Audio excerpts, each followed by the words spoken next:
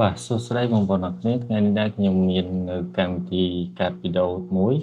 យកមកចែកម្លែកជូនបងប្អូននោះគឺកម្មវិធី Video Pro C Converter AI អញ្ចឹងកម្មវិធីមួយនេះគឺកាត់វីដេអូបានស្រួលមែនតើហើយយើងអត់ចាំបាច់ទិញ license ទេយើងអាចប្រើវាជា free បានហើយក៏វាអត់ជាប់ watermark អីញ៉ៃញ៉ៃដែរបាទអញ្ចឹងដើម្បីអាចកាត់វីដេអូឲ្យខ្លីៗបានសម្រាប់បងប្អូនដែលចង់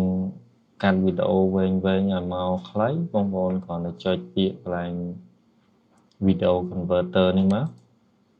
បាទបន្តមកទៀតបងប្អូនមកមើលពាក្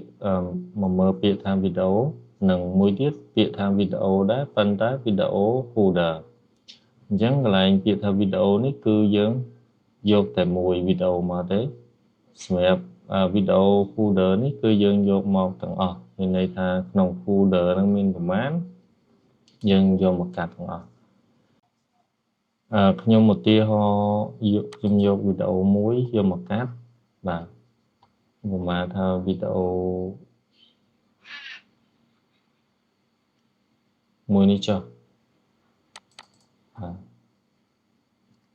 ខ្ញុំselectលើវីដេអូហ្នឹងហើយខ្ញុំមកមើលមុខងាររបស់វាអញ្ចឹងកន្លែងនេះយើងត្រូវយកមកពាក្យថា split បាទពេលយើងចុចលើពាក្យថា split ហ្នឹងហើយបងប្អូនមកមើលពាក្យថា option បាទបងប្អូនចុចកន្លែងពាក្យ option ហើយបងប្អូនមកមើលកន្លែងនេះវិញខាងក្រោមវានេះដែលគេដាក់ថា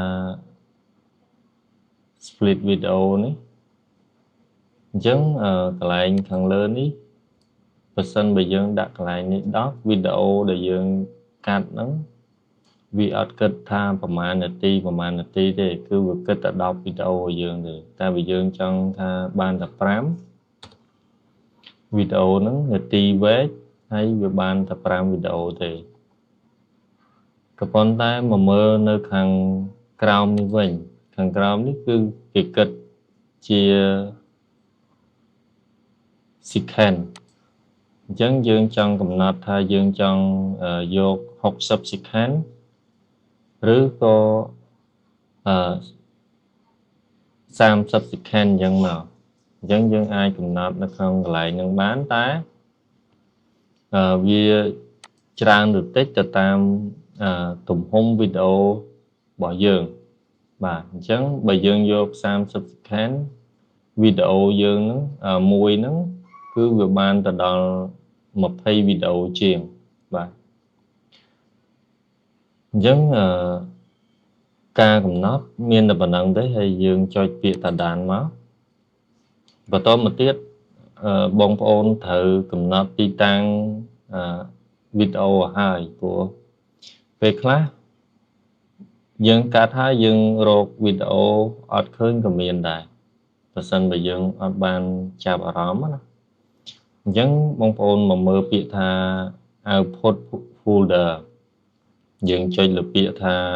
browser មកហើយនៅក្នុងទីនេះគឺខ្ញុំយក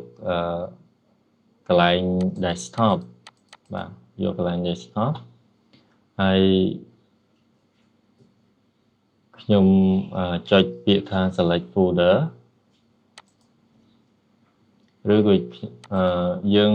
កំណត់ folder តែម្ដងយើងបង្កើត folder ថ្មីមកកុំឲ្យបងប្អូនច្រឡំបាទហើយយើងចុចពាក្យថា select នេះគឺជា folder ដែលយើងត្រូវពេលដែលយើងកាត់វីដេអូត្រូវធ្លាក់មកនេះបាទអញ្ចឹងយើងកំណត់តែប៉ុណ្ណឹងរួចស្រេចហើយហើយយើងចុចពាក្យថា run យើងចាំវា3 second វានឹងចេញពាក្យថា continue អញ្ចឹងយើងចុចពាក្យថា continue វីដេអូហ្នឹងនឹងចាប់ផ្ដើមកាត់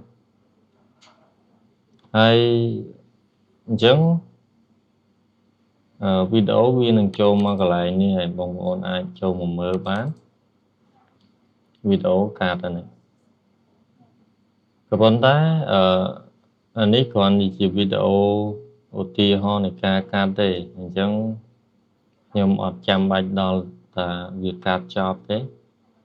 បាទនេះវាកាត់មកលឿនដែរតាបងប្អូនបាទអញ្ចឹងខ្ញុំ stop វាចោលខ្ញុំយកតែប៉ុណ្្នឹងទេបាទអញ្ចឹងប្រសិនបើបងប្អូន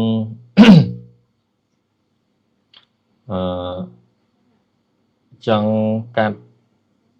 ត្រឹមនាទីប្រមាណអីប្រមាណបងប្អូនកំណត់តាមរបៀបមិញឥឡូវខ្ញុំប្រាប់ពីមុខងារមួយទៀតគឺមុខងារយកវីដេអូខ្លីៗយកមកបញ្ចូលគ្នាវិញ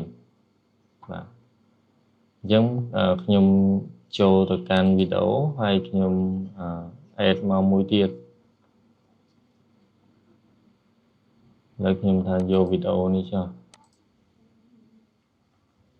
យកវីដេអូមកបញ្ចូលគ្នាអញ្ចឹងកន្លែងយកវីដេអូមកបញ្ចូលគ្នានេះយើងអត់ចាំបាច់ស្រែទេយើងគ្រាន់តែចុចកន្លែងពាក្យថា merge ហ្នឹងមកហើយយើងចុច run យកតែម្ដងអញ្ចឹងវីដេអូពីរហ្នឹងវានឹងចូលគ្នាបាទចាំដូចមុនដដែល basic hand ចុចពាក្យ continue រួចជាការស្រេចវាដើរបាន 100% ដូចគ្នាគឺវីដេអូហ្នឹងបានចូលគ្នារួចស្រេចហើយសម្រាប់បងប្អូនដែលអាច search រកឃើញនៅកម្មវិធីមួយហ្នឹងក៏ search រកទៅហើយបើរកអត់ឃើញទេអាច comment ខាងក្រោមខ្ញុំនឹងតម្លាក់ link ជូនបាទហើយបើសិនបើចូលចិត្តវីដេអូហ្នឹងក៏ជួយចុច subscribe នៅ channel របស់ខ្ញុំម្នាក់មួយផងហើយបើបងប្អូនទស្សនាតាម page ក៏អាច follow page ខ្ញុំម្នាក់មួយបានដែរបាទហើយវីដេអូហ្នឹងគឺមានតែប៉ុណ្្នឹងទេអត់មានអីវែងឆ្ងាយទេបងប្អូននេះអញ្ចឹងវីដេអូនេះគឺបានចូលគ្នាហើយអញ្ចឹងខ្ញុំចាក់ឲ្យមើលបន្តិចហើយនឹងបញ្ចប់វីដេអូទៅប៉ុណ្ណឹងបាទ